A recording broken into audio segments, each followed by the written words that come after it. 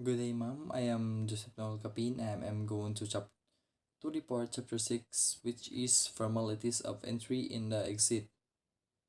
First, we have the learning objectives, identify various government requirements of foreigners to enter the Philippines, explain the importance of a valid passport when traveling, enumerate the privilege in Filipinos covered by the Balikbayan program, and lastly, we discuss the dual citizenship law.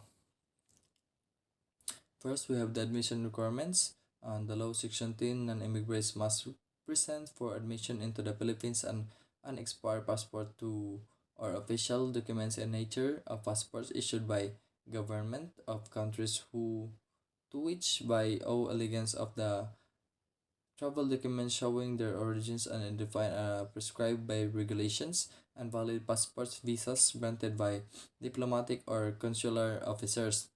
And then we have the admissions of aliens under prearranged employment for aliens for who wish to engage and get gainful employment in the Philippines. Prearranged employment visas are issued from the Philippines consular office upon authorization issued by the Commissioner of Immigration. And then we have the admission under the Balikbayan program. A Balikbayan shall means a Filipino who a Filipino citizens who has been continuously of the year Philippine for a period of at least 1 year, Filipino overseas workers or or a former Filipino citizens and his family who has been naturalized in a foreign country and comes return to the Philippines. Those bearing foreign passports with the exception of the restrictive national shall be allowed among other visas free entry to the Philippines for a period time of 1 year.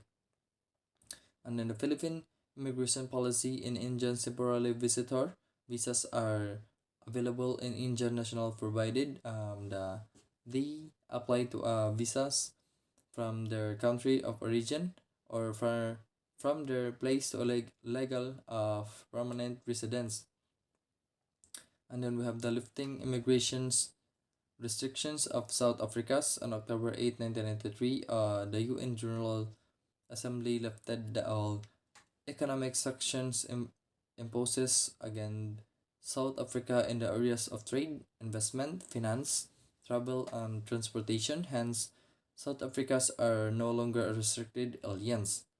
And then we have the passport requirements. A passport is defined as an official document of identity and nationality issued to a person intended to travel or sojourn in foreign countries. It is the property of the government of the issuing authority. And then the Philippine passport. In the Philippines, a passport is a documented issued by the Department of Foreign Affairs certifying the Philippine citizenship of the holder and is used to travel purposes. And then the visa's requirement.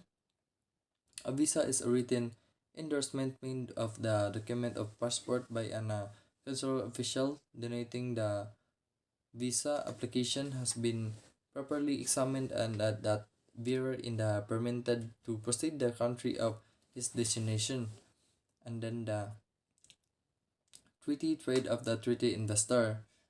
Treaty trade in the foreign who is entering the Philippines solely to carry a substantial trade of commerce between the Philippines and the country of which he is national pursuant of an existing treaty of commerce and navigation. And then Subic special investor of visa under RA 7227 foreign nationals, nas categorized as restricted as determined by the Department of the Foreign Affairs, visiting the Subic free port zone for business and or tourism purposes may be allowed to enter the ports of entry of the zone and stay wherein without a visa of maximum period of 14 days provided upon arrival. They present their passports and certificates of identifying the travel documents valid for at least 6 months beyond the intended stay in the zone of confirmed onward flight tickets. And then the special economic zone visa under RA 7916 in any investor within the economic zone ecozone whose initial investments shall be less than $150,000 US.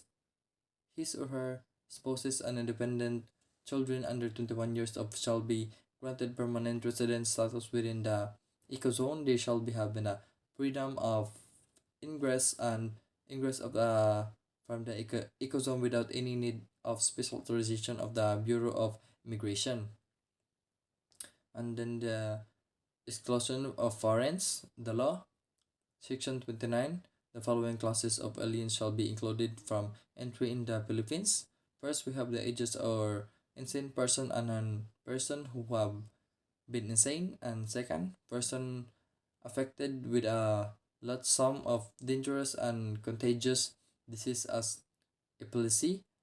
Third, we had a person who have been convicted of a crime involving moral turpitude. Fourth, fortitude of procurers of person coming for any immoral purposes. Fifth, we have the person likely to become public charge. Six, we have the paupers, vagrant, and beggars. Seven, we have the person who practices practice polygamy of or her or who believe in the advocate the practices of polygamy. Eight, the last, we have the person who believe in the advocate and overthrow by force and violence of the government of the Philippines. And then we have the deportation of foreigners, the law, Section 37. The following aliens shall be arrested upon the warrant of the Commissioner of the Immigration of any other officer designated by him for the purpose and deported upon the warrant of the Commissioner of Immigration after the determination by the Board of Commissioners of the exist of the grant of deportation as charges in the alien. And then the detention of the foreign travelers, the law section 25, the for the purpose of determining whether aliens arriving in the Philippines belong to any of the classes included by the immigration laws. The examining immigration officers may order such aliens detained on board the vessel, bringing them in such other place of the officer of the designated. And then lastly, exit requirements, the law, section 22. Any alien about the depart from the Philippines temporarily for permanent resident aboard shall, before leaving the country, uh, apply the Commissioner of Immigration of the clearance certificate.